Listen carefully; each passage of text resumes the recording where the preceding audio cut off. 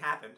It finally happened. After all these years, after everything in my life, after everything I've been through, we got probably the most perfect video game movie. The perfect video game adaptation that's ever been made. And it was Sonic. After all these goddamn years, with the Mortal Kombat, with the Mario Brothers movie, personal favorite of mine. Love it. Complete trash. With fucking raptor-looking Yoshi. The Goombas are just happy to be here. They're just like, that's how I look, honestly. Ever since I shaved my head, I'm just like, am I a Goomba? A big body, small head? I wish I had a small head. It's huge. I can't ever stop working out, because the minute I do, it's just, I look like a lollipop. And cute. Hey guys! So happy to be here. We're talking about Sonic. I just got back from Portugal last week, and I saw Sonic when it came out at the theater there, so I'm like, that's awesome. I didn't know it came out a week early, so I already had all this information, all this stuff. I was just sitting on it like...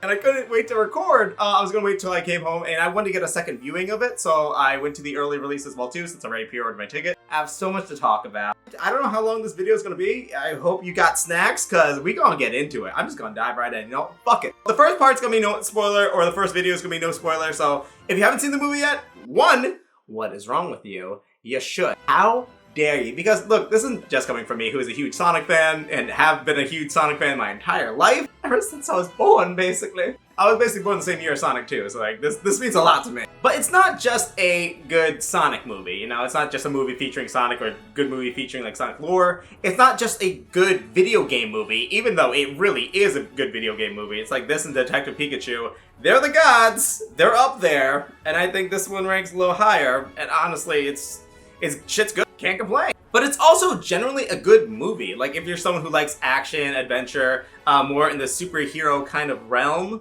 it fits that and hits the mark. The jokes don't even feel childish at all, really. I'm gonna get more into it when I get into detail, but let's just start off with going over the characters. I remembered my previous video when I reacted to the trailer. I was very excited for seeing the characters. Also, I was curious on what they were going to do with the human characters, because I didn't really know. You know, we're fitting all this like Sonic lore and this Sonic adventures and everything's going like, you know, focusing on the Sonic characters, obviously, because we're bringing those in the world. So I was just like, but what the Wachowski is gonna do? Like, boo-boo, why are you here? But they actually constructed the characters and their storyline in a way that actually works. And they don't feel shoehorned in, they don't feel forced. It kind of like works with Sonic's overall story, as well as offering the proper support and being there for Sonic when he needs it the most, when he needs that moral guidance. Like, the overall theme of this movie is family. He goes very Vin Diesel with this. He's like, we're doing this for the family. He actually makes a reference to Vin Diesel and The Rock in this too, so like, everything's full circle, look at that. James Marsden as the Donut Lord, always good. Offers that proper support that Sonic needs, especially that moral guidance, because we don't really experience Sonic with parents. I know in the games, in the comics, different story. In the shows, different story. He either has an uncle or a dead mom or something going on. In the comics, he has both parents and a robot dad. That's weird. Long story behind that. Yeah, we really don't get to experience that, but they do act as proper foster parents for that, and that's, I like that they're exploring that, because overall Sonic's only a teenager. He's only like 14. You might actually see a little bit of a design change to represent him getting older, and I think they might do that because of the post-credit scene, just because like they're leaning more into like the modern Sonic games. And I'll get into that in my spoiler review, so make sure you watch that. It's good. And Tika Sumpter also offers like a good role as a mother in this, and just like, really just steps in. Actually shows the importance and shows that she has a lot of value to Sonic. And the one thing I was really happy about, because I wasn't sure if this was just setting a story or just like something that's just gonna be there, Natasha Rothwell, and this was in the trailer already, like a lot of this focuses on her wedding, and when she marries Shamar Moore, I'm just like, Shamar Moore. This isn't a spoiler, this is just for me. They have an erotic volleyball scene. Shamar Moore shows Shamar less, and I'm like... But I was thinking just like, whether she, like the first movie, she was just like a comedic relief or just like a character to like be there, or just kind of like a MacGuffin, just like a character like exists just to set the tone of the story. But she actually does a lot. She actually contributes to the plot and contributes to the storyline, and just like actually has some of the best moments in this movie, I'm not gonna lie. Like, even as like a side character, she has her own side story that it just works. It's just funny. It's just genuinely funny. And I like that too with this movie. It doesn't just focus on just like, making jokes for kids, or just like dumbing down things because just like, it's a kid's movie. They don't gotta think. It's fine. Like, no. They actually make generally good jokes. They actually have really good comedic timing. The entire cast do have a history of doing comedies and working that into the script, and it just it just flows. Everything just like kind of flows correctly with this, and I can't really complain with that because I'm a big slut when it comes to comedy. I'm very particular. And it's funny because like I made comedic sketches for you, and none of them good, none of them funny, but I love them. I make them for me. Remember the Olive Garden guy? He's there. Honestly, one of my favorite characters. I hope he keeps coming back. Also, we gotta talk about Wade, the police officer. I've been a big Adam Pally fan since like Happy Endings, which that show is perfect. You haven't seen Happy Endings? Go watch Happy Endings. It's good. Even like his moments in this, he has a bigger role than he did in the last movie, and he's just funny. I enjoy him. And yeah, I will admit some of his moments are dragged out. I feel like out of all the characters, his moments are kind of like the most stretched. And I think they use a lot of improv for that. Some moments entirely could have been either cut out or rearranged or just like make them flow a little better. That's the only really general character who I think they kind of like stretched too long. But overall, I love that man. He can't do no wrong. I don't care. I'm biased. Let me talk about the sweet baby angel. And someone called me out for not saying his name last time. I apologize. Agent Stone. I'm sorry if I butchered his last name, but Lee Mejdub. If it's wrong, correct me, please. He is just a delight. He's just a fun character. I'm glad they added him. Like, he adds some like light to the story, and he actually just like, oh, I didn't play the background. He's just a character who he just loved Dr. Robotnik. That's his whole plot. That's his whole storyline. He admires the man. He wants to be. I don't know. I think he's in love with him, and I'm like, I am here for it. And can we talk about at the premiere his look? The look he had at the premiere, the eyeshadow, that suit.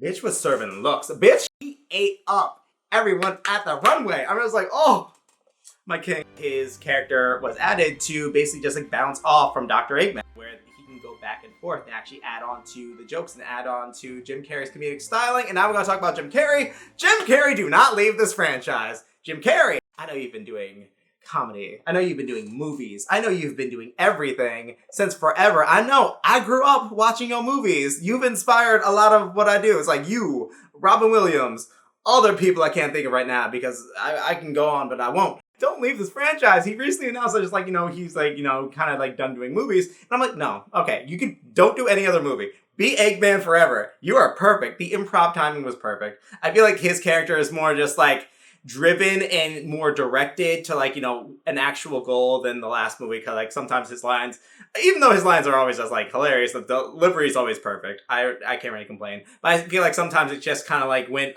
too off the tracks really. This one, so straightforward. And the bounce off between him, his relationship with Ben Schwartz, his relationship with Idris Elba, who also, when he got cast, I was like, Idris Elba. But I feel like this role is so Jim Carrey that I can't see it being anybody else. Like, he's perfected this role too much. If they did do a change or anything, they kind of left it open-ending where there's like, no, they could. If they go off the comics, like the introduction of just like, having a new robot persona take over, a rearranged disguise or a rearranged look or something to go into hide. There's a lot that you can play off of to kind of like, if you do introduce it to someone else, but don't do it, Jim Carrey. You were this role. You were so good. And I hate when a character does a really good role and then just like, he made the role. I mean, damn, that's what Marvel did with everybody from No Way Home. They're just like, oh, we want to introduce these villains, but we don't want to fuck up. So, Willem Dafoe, can you come back? Doc, can you come back? They made these roles. No one else can do them. And you're like, yeah, pretty much. We're not going to get another Green Goblin for like 20 years. Now I want to talk about the voice actors who are phenomenal. Ben Schwartz, I don't really have to even say that much about because just like, Ben Schwartz is just like a really good actor. He does have a really great sense of comedic timing, but not only that, there is a lot of range with his character as Sonic because unlike the games where Sonic's like one-dimensional, he's just like, yeah, all right, we gotta stop Eggman. Come on, let's go to it. Like, he's not just that character. He's not just delivering the jokes, the ha-has, the hee-hees. No, there's a lot of depth to this character. Like, there's a lot of him coming into his own, which is what the whole plot kind of focuses around. Just like Sonic kind of learning what it takes to be a hero. In the first movie, we explored a lot of his isolation, being alone, and just like, not really fitting in. But this one just feels like him really kind of like struggling with the responsibility of his power. Oh my god, he's Spider-Man in this movie. And there's some moments that are just like, legitimately sad, for Sonic. And you feel for it. And you're like, wow, this little blue furry character make me feel things. Why me, an adult, surrounded by all these 5-year-olds? It's funny when I go like a kid's movie or a kid's premiere and I'm just like, I'm the oldest one here. It's like, if you don't go to the actual premiere, you just go like to an early release, just like, you're just around a bunch of children. It's early enough where like the parents can like take them out and then just like, you know, drop them off later on that night. And then it's just you, and you're like, oh, I'm a single 30-year-old hanging out with these 8-year-olds. Yay! They're gonna put me on a list. And I'm so glad they gave credit to Colleen. She's been the voice of Tails ever since the last like revamp of the voice actors. And I can't see anyone else doing this role, and I'm so happy for the fans for fighting for her to not only like keep this role, but also for her to get credit, actually get her name shown, because it's not just a big deal for her, like her as an actress, which she's phenomenal in this. Yo, Tails, I have a lot to say about Tails. I'll get to that in a minute. Her as a voice actress just kind of introduces so much to the concept that like we do respect voice actors, like not just actors, not just like, you know, these big name faces or these big names, but we also like voice actors. Voice actors are important. They actually make up a lot of our media, a lot of things that we do enjoy and do consume. And, you know, it's nice to have that representation. You know, it's nice to have that voice actors being represented, and I feel with Colleen getting back into that realm, you know, maybe Hollywood and directors will take a look at voice actors and take it more seriously. Maybe we'll actually have voice actors in animated features. I mean, that makes sense to me. Maybe we don't just like hire fucking Zac Efron to be Freddy and Scooby-Doo when the original Fred voice is, I mean, it's Fred. Why you do this? I know some people don't care about that, but honestly, it means a lot to me. It means a lot to other people who like really respect voice actors, or people like to watch anime, or just like, you know, just like generally go on any form of media. But Colleen brought so much life in the tale. Idris Elba, great addition. How do I describe, Idris Elba is just like, he's very stern, but when he hits those comedic moments, he hits them. In this one, he's like more like warrior based and, you know, focused on being a warrior. But when he's like away from that, because that's all his knowledge, that's all he knows. I mean, he just like makes jokes because he's like so clueless. Like, picture if you watch Teen Titans, like if Starfire was more of a serious person and just like, you know, learning concepts of Earth and learning Earth's customs, that's Knuckles. And I'm like, perfect. Don't change it. I'm so excited for this Knuckles show coming out, because like they went over the backstory a lot. I'm not gonna give it away. I hope they go on like onwards, just like Knuckles just learning what goes on Earth and just learning how to deal with life without being a warrior. And I'm just like, that's what I want to see. That's the shit I do like. And pause. It didn't record a single thing? No!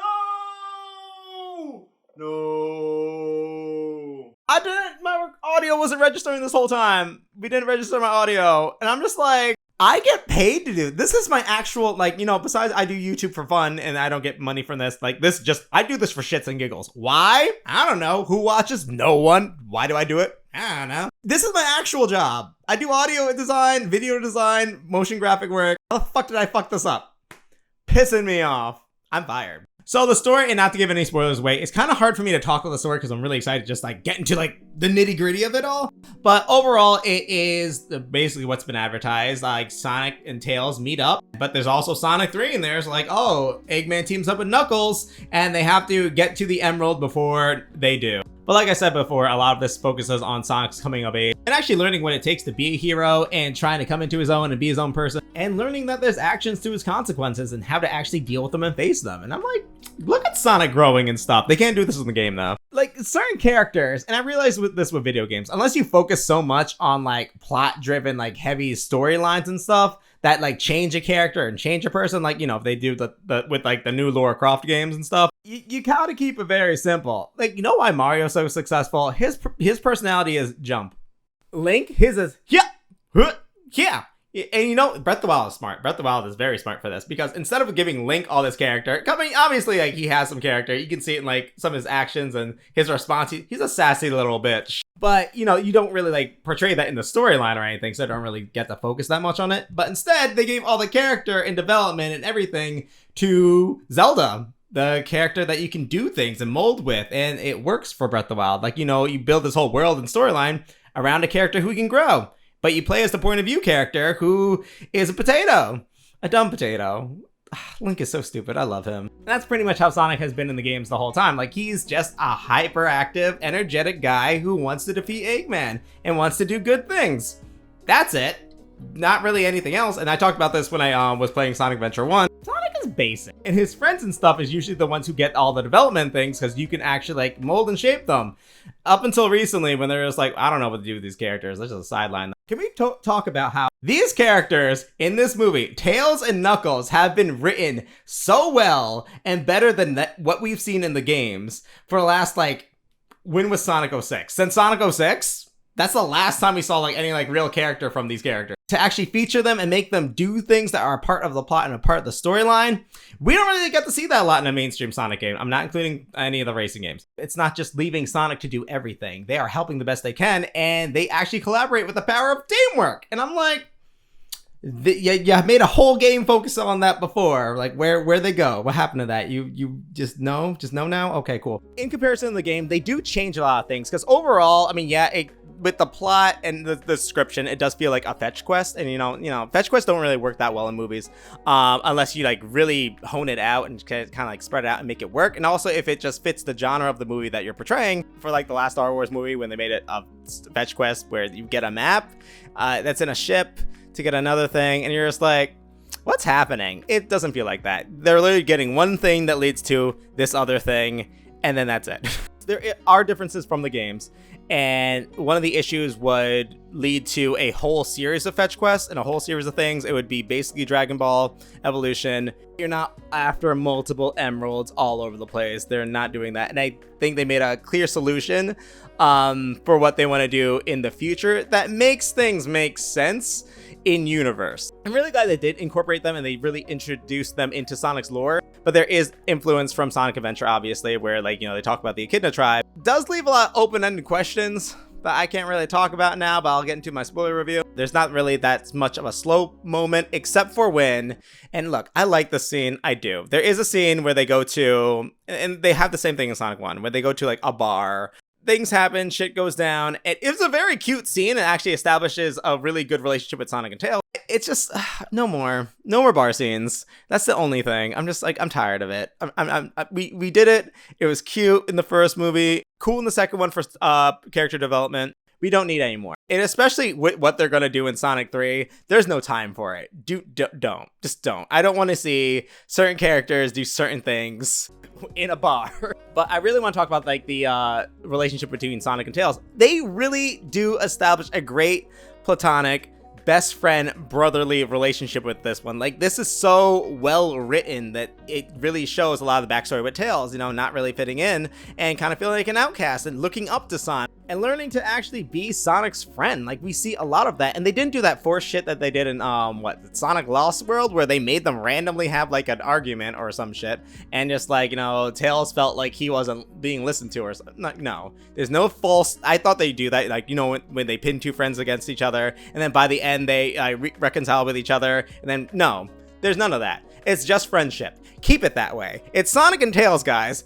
Not that complicated. And just like, we really get to see their relationship and friendship build, and this is what I wanted to see, especially with Sonic, who's a character who never had friends before in this universe, and then Tails, who also never had friends really, and never really had anyone to really turn to. Sonic takes responsibility for him and looks after him like an older brother would, and I'm like, yo, these writers be doing it. It's great. It's so funny how, like, you know, and I say platonic too, because not only because the fan art is weird, man, but I love Sonic fans. I love the community. Y'all crazy. But also because, like, it's so funny because, like, they written a really well, like, platonic friendship between, like, two anthropomorphic animals having a normal relationship. Meanwhile, in a lot of movies and shows, when they, like, write two male characters together, when they have to, like, you know, hang out together or, like, a buddy cop moment, there's always this weird, they write a lot of weird sexual tension in these movies. And then actors question it, just like, why do the viewers, because it's our fault, apparently,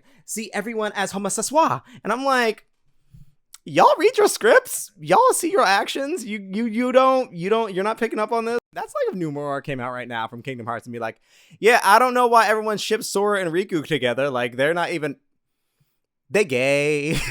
I know the whole game's about Sora and his relationship with Carrey, and Carrey being the light of his light and everything, but with that being said, play Kingdom Hearts 2, and I'm just like, these gay. But they actually did a really good job to like actually establish a brotherly relationship, and I'm just like, these writers, they get Yo, they get points for me. I like them. I want to be their friends. Talk. I'm sending you donuts. Now, when it comes to the ending, I'm not going to give a lot away. If you saw my my prediction video, I was wrong about a lot of things. I was right about a lot of things. But overall, it's a really fun and entertaining movie, especially if you do have kids, if you have a family, or if you're someone who just likes to have a fun time. The movie is a fun time. I can't really complain. Like, the runtime doesn't even feel like 2 hours. It kind of like flies by. There's always things happening, always things kind of like speeding along. Look at me. I'm hilarious. I'm on the internet. Subscribe to my channel. And also, there's a great establishment with characters. I'm someone who loves character-driven stories. Like, I love stories that revolve around just getting to know characters, their interaction, how that can influence the story, and how they progress from that. Like, that stuff I love. And they focus so heavily on that in this movie. It's much a me movie. Like, they wrote it for me. They're just like, yo, Andrew, we got you. I'm like, thank you. Thank you. Overall, I recommend it. If I had to rank this movie, I'd probably give like if I gave a personal ranking, a million. Yo, this movie's good. There are some errors. There are some mistakes. There are some things that you have to as I said before, that are like kind of drawn out a little bit, I guess, just for the runtime, or just like give characters something to do. And then there's little side scenes where I'm like, okay, this could have been something else or whatever. I'd give it like a solid 8 out of 10. I love me some Sonic. So this is the non-spoiler video. Stay tuned for the spoiler video, because I have a lot more to say. And I'm also going to talk about what I think is going to happen in Sonic 3. Because, oh my god, that last scene, that fucking ending. They say one phrase, and I'm just like, oh, okay. It's going to leak online soon. So if you haven't watched it yet, go watch it, because I'm going to talk about it right now. So anyway, guys, thanks so much for watching. Leave a comment down below on what other movies you want me to review. Leave a comment on how I can speak English, because I don't know. Leave a comment down below on what other movies you want me to review, what other videos you want to see. I know some people have said before that they miss my old videos. The problem is I make too many different types of videos, so please remind me which kind. Thank you so much, and thank you to my patrons. Thank you for subscribing to my shit. I know a lot of you, a lot of my patrons are there for my photography and, you know, my model photos. But if you want to join a lower tier where you just get early access to videos and early access to more stuff, or just more in-depth looks at certain things, feel free to subscribe to that. I don't know what I'm doing with my life. I don't know what I'm doing with my decisions. So I'm just kind of winging it. We're just winging right now. That's how I'm getting through life. You know, fuck it. I'm 30. All right, I'll see you guys later. Stay awesome. Bye.